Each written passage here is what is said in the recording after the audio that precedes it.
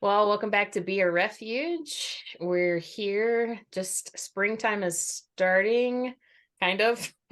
We had an 85-degree day, a 75-degree day, and then like snow this week.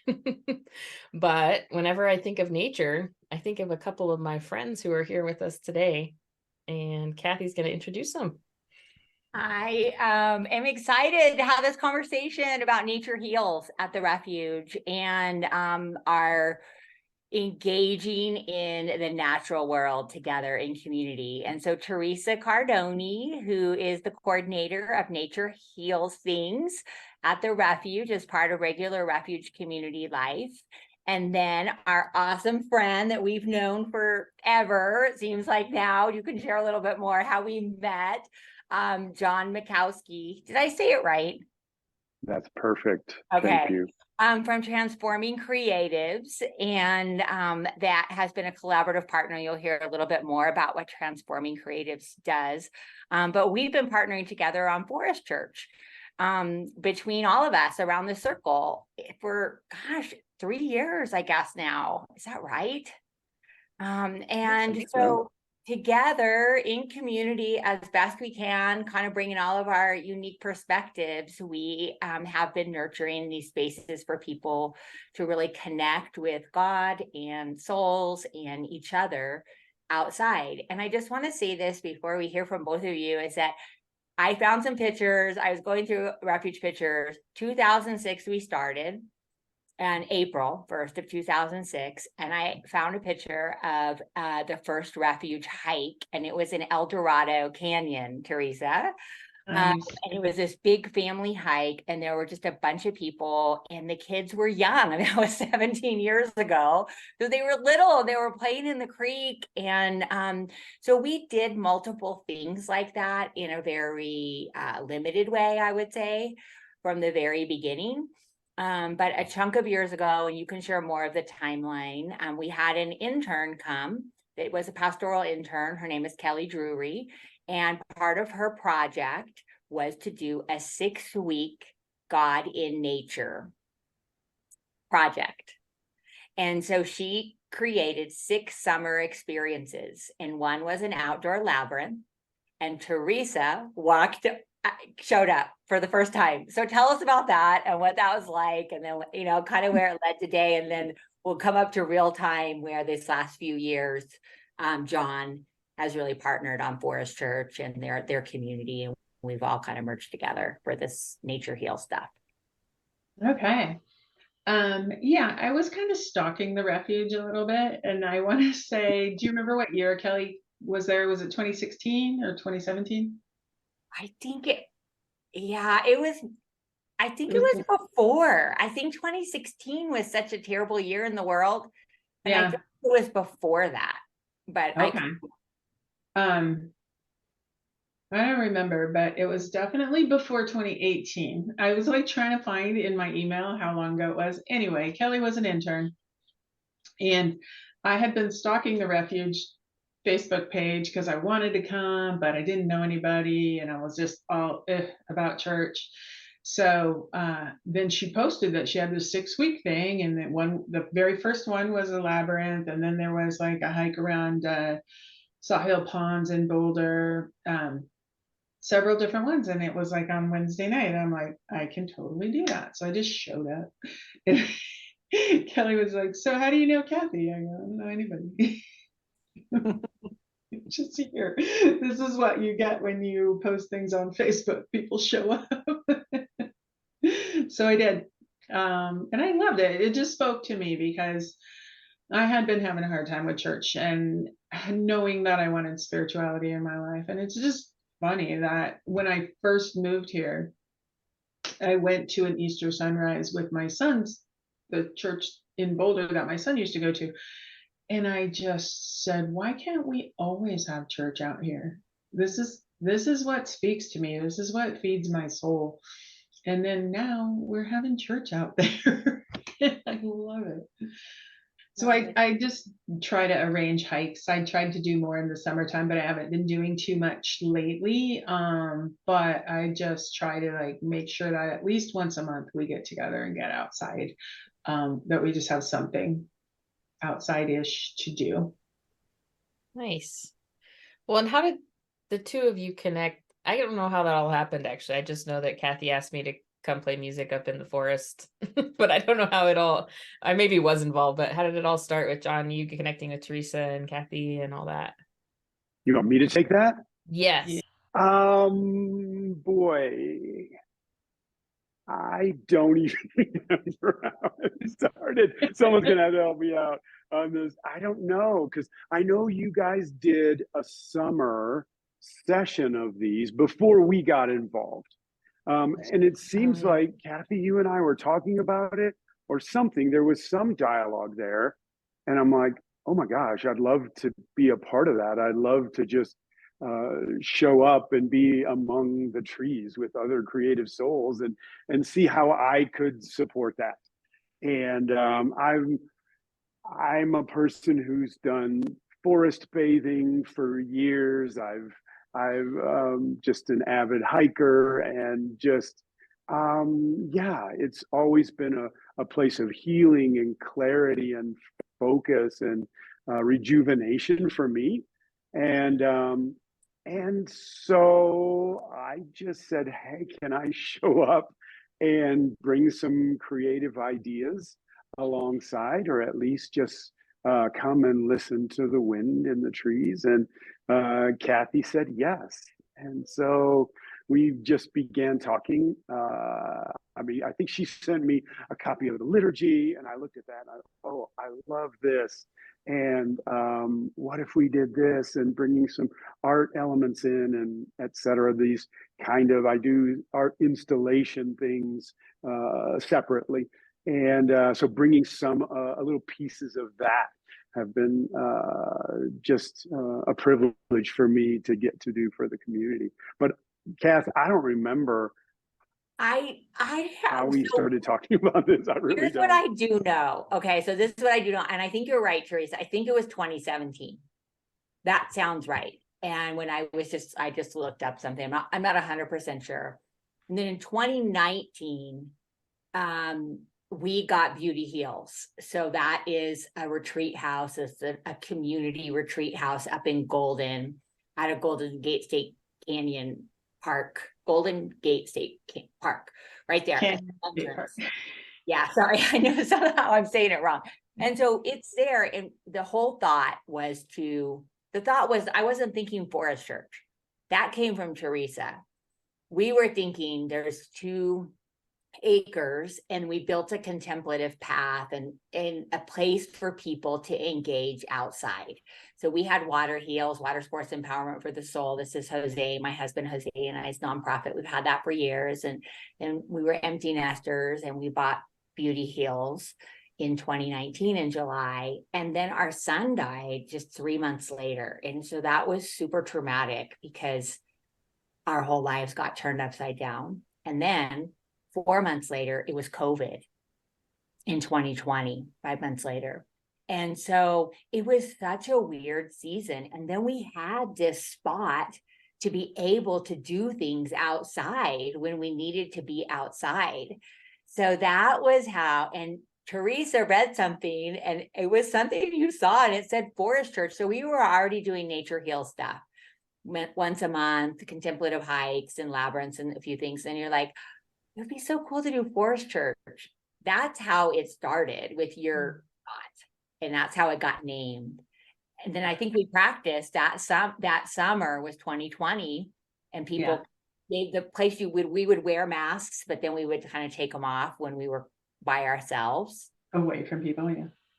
Yeah. And then John, I think did you come? Did you ever come, or did you just? I feel like you came to one or something. I don't remember. All I mean, it's know, COVID. pandemic fog. We all Right. Yeah. All I know is that when you said we would like to be part, Teresa and I were like, yes, because the part that she was nurturing is that, and what you brought is what more creative ways to engage during the time when Joe, you're playing beautiful music in the forest with your guitar and djembe. And so like that was like a piece is John and Transforming Creative, which is dedicated to supporting artists and collaborations and things that keep helping people create in different ways. It was like this natural thing. So that started in 2021. But we knew you, John, way back when. I don't know when you first came to Denver, but it was before the Refuge facility. It was in the Grange. And I want to say like 2012, 2011. Yeah, we came in 2011, and I think we just showed up randomly one day at the Grange or something, and there was like food, and wherever there's food, I'm like, hey, this is home, or some extension of home. And so yeah, but I remember it being just a real creative kind of gathering time, and then somehow we stayed connected as we began to really work in the arts and culture sector there. And then we did a group show in kind of the first quarter of 2012 in the Tennyson Cultural District in Denver, where we got 14 or 15 artists together and created kind of a contemporary retelling of the Stations of the Cross. And I know you came and brought a bunch of other folks from the Refuge. And so I think from that time on, we began just exploring from time to time what we might do together. And these intersections have emerged, and Forest Church is just part of that great narrative, I think. So fun. So fun. Man, I went to your space at some point downtown, John. I don't know if you want to talk about that at all, but I know it's kind of a closing chapter, but John's just really has created a lot of really beautiful spaces around town, and I think we had a podcast around the topic of art, but I think there's so much about art and nature that are synergistic, Yeah, without a doubt. And we, prior to that, that's a community called Converge Denver. And we started and ran that for about a decade. Prior to that, we had started something at our house called Food for Starving Artist Dinners. I mean, everything we do is around food. I swear it's just a sickness in a good way. But yeah, we started that. We just actually put an ad on Craigslist saying, hey, we love the art that's being created in Denver, want to support the creators when we can come to our house and eat. And strangers knocked on the door, and we let them in and sat at our table, and soon we weren't strangers anymore. And out of this ongoing conversation around the table came this concept of this gathering space, this workspace, this soul care space. And lo and behold, we ran down that path and created something that was launched in 2013 that ended up serving hundreds and hundreds of creatives directly, like as a part of the community over the years, and really thousands kind of in the ripple effect of that. And we did just transition out of that at the end of last year, but it was the most amazing time and the most amazing community. And it was indeed something that we received as much as we gave from these creative folks over the years. So it was a gift to be able to do that. But as well, it created this network of artists and creatives that we continue to work with in ongoing work that we do. And a good bit of our work is really centered around the intersection of art, nature, and spiritual practice. And so Forest Church just fits perfectly in that. And it's a privilege to get to show up in that space. And I think we've had some of your artist friends pop into Forest Church from time to time, musician or artist friends. We have. So that's kind of fun. Yes, I think we have. And more planned for this summer, potentially, by the way, just so you know. Oh. Oh.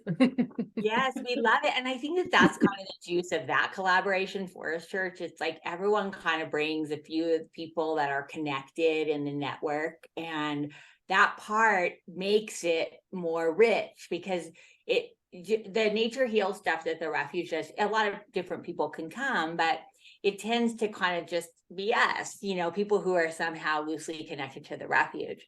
And then Forest Church, we see people that we don't necessarily see at some of the regular nature heal scenes because they're connected to Transforming Creatives or Converge, or some of our friends from some other churches that have a few people that invite friends. And so like that part is, I think, what I extra love, because it's a little like a stool. If you take out one part, just like is lopsided, it falls over, but like the core three standing, like what helps it stand. And I think that's the power of the collaboration that happens there. Yeah, indeed. And that coming together, I mean, people they drive for this. They drive because there's very little like this around. And so I know there's some folks in our community who've driven from Castle Rock all the way up to your place, in Golden, which is amazing to me that it's actually in Golden, because it's got to be like on the fringes. It's got to be Nederland almost, I would think. But yeah, I mean, there's just something unique about the experience that draws people to the space and to the community. What's been the most favorite thing that you've done, Teresa, like Nature Heals, like this stuff? There's been so many things now because it's been a chunk of years. I mean, that was 2018, really. She left in 2017. And then by 2018, you were nurturing some of these things. Like, do you know the stuff you love the most, or, like share just a little bit about what that's like for you? Well, I just love being in nature, right? I do love the labyrinths. The labyrinths are just special. They're quiet, contemplative. It's funny, we just did one not very long ago. We tried to do one, I think, during Lent, and as soon as I got there, I was like, oh, I wish Joe was here, because the one time Joe came and played guitar during the labyrinth walk, and it was just beautiful. So someday we'll get you out there again. I do like that, but then I also like just hiking, and we do some hikes out from NCAR and Boulder sometimes, and then just around like Sawhill Ponds around there, just easy stuff. I have some ideas for going further places, but like there's a lake I want to hike to in Rocky Mountain National Park, but it takes more logistics and planning and carpooling and a whole day, whereas we can just go do a hike in 2 hours in the morning and be done. The other thing is the Easter sunrise. Last year was the first year that I think we did it as part of Nature Heals, and we were just out there. I think we maybe read a couple quotes, which is usually what we end up doing. We just go, like, I might have something on my heart to say, like, okay, just take time to listen and notice what you're seeing in nature, because I feel like if you do that, you're gonna get something out of it. My John Muir quote, by the way, is this: in every walk with nature, one receives far more than he seeks. If you just want to get outside, that's fine. You want to get outside. But if you get outside and pay attention. One time I was out there and I heard these two bald eagles talking to each other. I had no idea their voices are so gentle. Like, I would think they'd be fierce, but they're not. So they were just sitting on top of this telephone pole talking to each other, and one was sidling up closer to the other one. That's just a little example about the stuff that you see in nature that you just don't expect. It's just gorgeous. Can you read that quote again? In every walk with nature, one receives far more than he seeks. Ain't that the truth? Right? So true. Every time. I mean, that's part of it. And it's so simple. I mean, that's the part I want to say. Whereas church has a little bit more juice in that we just kind of have a template for a liturgy, and John thinks of these amazing little stations that are simple ways to engage and bring some of the things. But the truth is that the simplest thing is available always. And then our little nature heals when we go. And it really is just being outside. It's like all you need. I know. That's why when you asked me to do this, I'm like, what am I going to say? I just go outside. That's all. Because I feel like I don't have anything to say because it's so simple. I don't really do a whole lot. I read a lot and I'll find things, Mary Oliver poems are one of my favorites to share, just stuff like that. But this year at Easter, I had done something during the pandemic on my own. Easter Sunday, I was at my parents' house, and I had found this Church of the Wild or Wild Church liturgy online, and I said, I'm just going to do this by myself. And it was the making of this little earth altar thing. I sent that to you, John. I think we'll do that maybe one time at Forest Church. Anyway, I just remembered it. And I said, let's do that for Easter sunrise. I had no idea how cold it was going to be out there. People, do you want to be walking around in the slush or the snow or the ice? I didn't know. So I said, we can just be still and do this little, it was just a sweet little gathering. And it was neat. And I got a text afterwards from one of the people who were there. And she said, that was one of my favorite church services in years.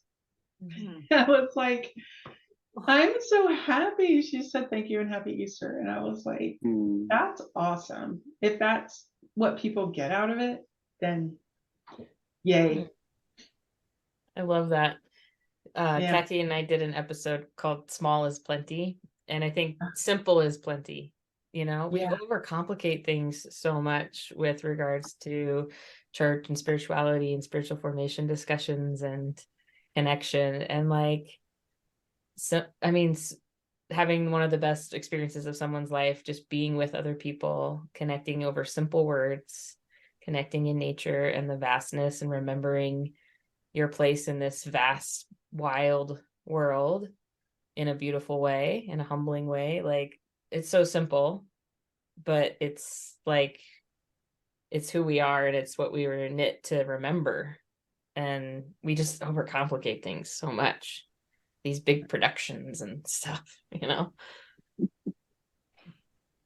It's so true. And I think we have to I'm so glad that more people are engaging this way, and there's more things. The Wild Church Network is a piece, and there's wild churches and gatherings and stuff in some different places. And we're part of that through Community Heals, Beauty Heals, and get the information.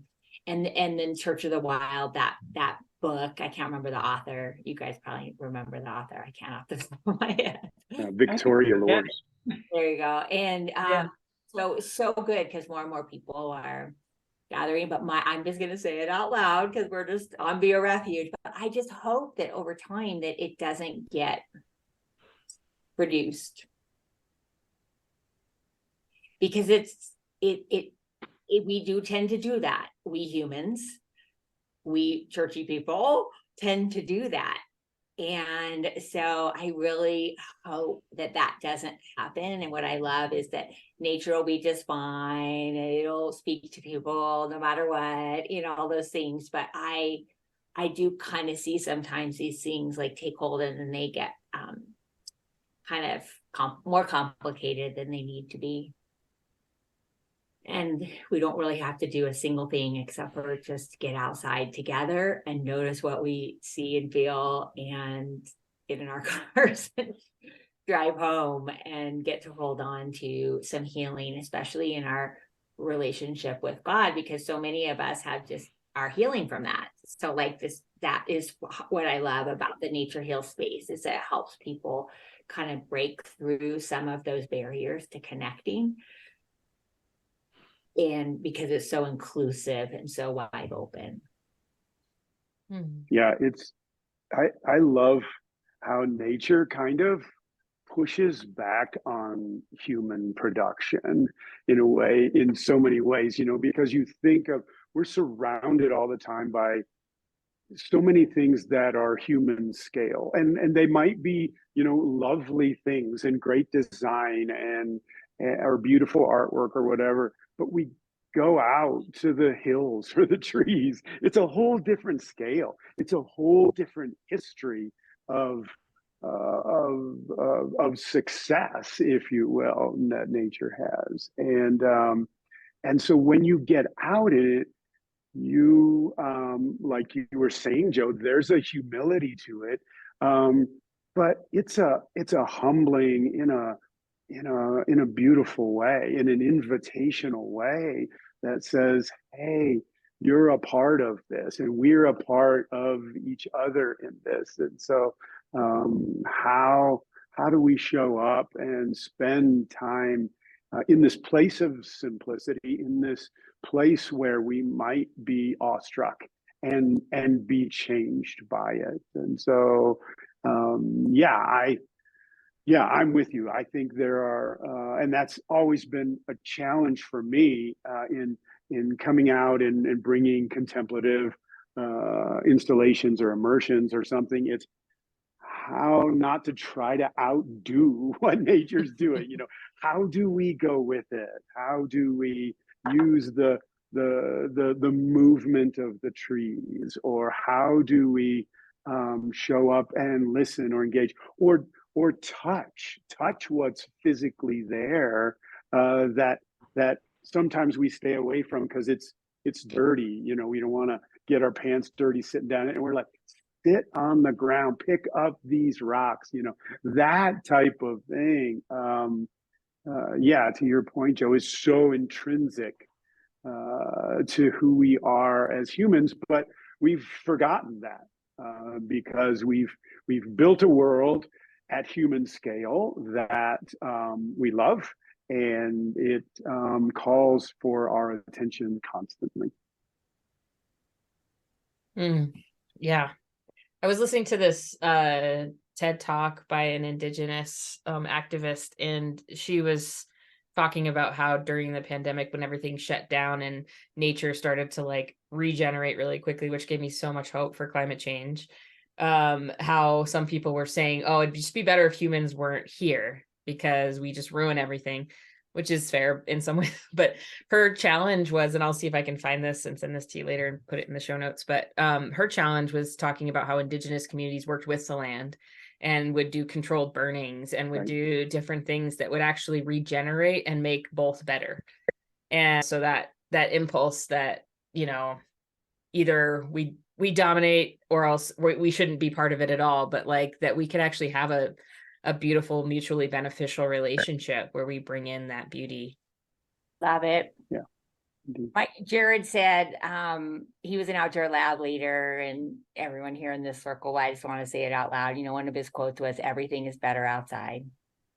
And, it's not lost on me. I want to name this that in a community that has a lot of people experiencing homelessness, that's a tricky one, but I hope everyone can kind of stick with the meaning, like what it really means. And that is, everything is better outside in nature. And that something does happen. I was so blue this past Saturday. I was just in one of those hard places, grief and weird. And I just said, I'm going to go outside and I'm going to go walk around the lake with my dog. And I felt so much better. I just did. And it really does heal, right? Yes. Nature heals. It does. Absolutely. Yeah. Well, so how are we on time, Joe? I think we're ready for our rapid fire questions, if you are, unless you have any other burning comments or questions. Yeah, can you guys, is there anything you want to add? experience it with us is what I want to say to who's Right. ever listening. Man, just show up in however you can and just be with us among the trees. It is incredible what it does for the soul. Yes, and so the best way to do that always is you can go to the Refuge website or Facebook page, and on our calendar. And if you go to the on social media, Instagram or Facebook, there's a registration link for each gathering for Forest Church, and then there's always a graphic and a way to RSVP to Teresa for Nature Heals. And so this was the first time that we did Forest Church over the winter because of John and Transforming Creatives really catalyzing that. And Teresa and John team up on that. And that was fun and a fun experiment. And then we'll be back at Beauty Hills this summer for a few months and then just keep on playing. So look there for those things. And then I just want to say about Transforming Creatives, check it out because it's transformingcreatives.org. And learn more about some awesome ways to gather in community that they've got going too. And if you're not nearby, but you're interested in starting one of these things, get in touch with us too, because we are happy to share liturgies and resources and the treasure trove of poems that Teresa's collected over the years. And, so you don't have to start from scratch. We want to and we didn't either. We stand on the shoulders of giants like John Muir. So. Mm-hmm. I love that. Yes, it's a folder. We'll share it with you. Yeah. However you need. I would love to do that. All right, friends, ready? Rapid fire. Here we go. What is one word that best describes the refuge for you? Home. Hope-filled. Love it. I keep connecting with the Refuge community because ... They let me. Exactly. No, I That's really how love it there's a great creative energy there that I love. And so I can show up and feel normal with my creative energy among these other creatives. And so that's a gift. What about you, Teresa? Because of the relationships I've built, it's just easy. I don't have to go somewhere and try to make new friends because I feel so very fortunate that I found you all when I had only been here a few years. I moved here full time in March of 2014. So you guys were there and just took me in and said, oh, okay, now you're here and you can do this. And I'm like, yay, because I've always wanted to do that. So perfect. Awesome. All right. Number 3, the most irritating part of the refuge is, or one of the most irritating parts. Oh man, I should have watched an episode to the end to get some ideas for that one. I don't know. It's so far for me. It's a long drive. So I need you to move closer to me where I live. So if you'll take care of that, I'll be less irritated. That would make him be even farther from me, John. I'm sorry.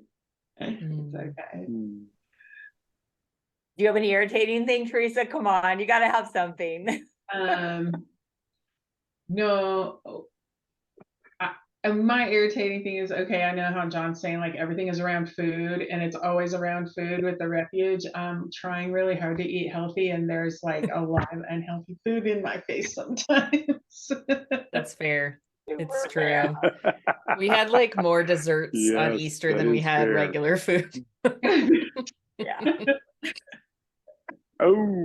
Okay, last rapid fire question. Being part of the refuge in whatever way, that's the part we love. Everyone's connected in different ways, has helped me blank. It's helped me have hope for the church, honestly. I just love what you guys do and the space that you've created. and you've stayed with it through thick and thin. I've seen so many church startups come and fail, and you guys have just stayed at it with open arms. And so that encourages me for the future of church. Yeah, I was going to say it's helped me to feel like I have a spiritual home. Love that. Here's what I think. I think let's do our last little closing thing too. And then let's end with this. And we don't normally do this. This is weird, but it's perfect for today. And I just think let's read When I Am Among the Trees by Mary Oliver as our close. And we can each, there's 4 of us, and we can each read 4 or 5 lines.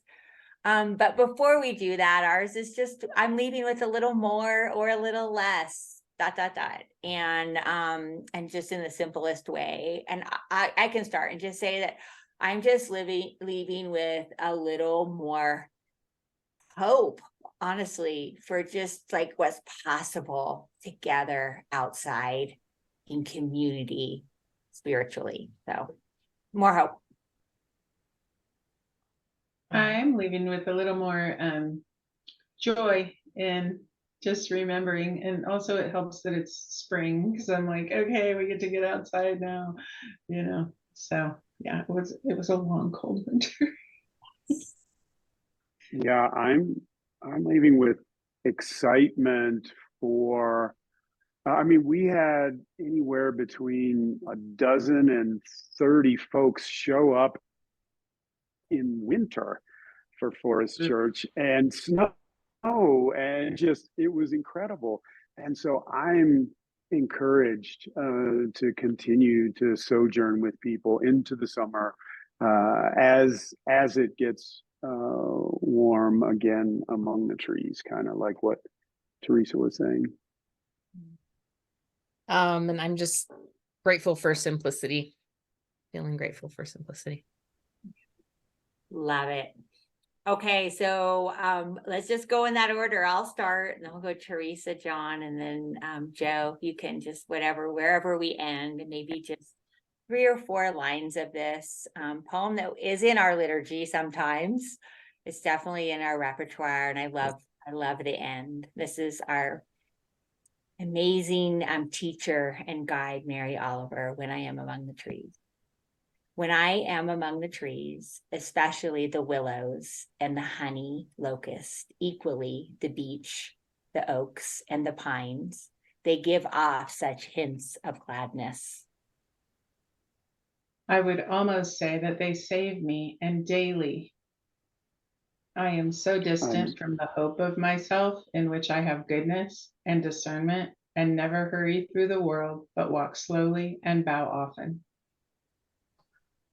Around me, the trees stir in their leaves and call out, "Stay a while." The light flows from their branches. And they call again. It's simple, they say. And you too have come into the world to do this, to go easy, to be filled with light, and to shine.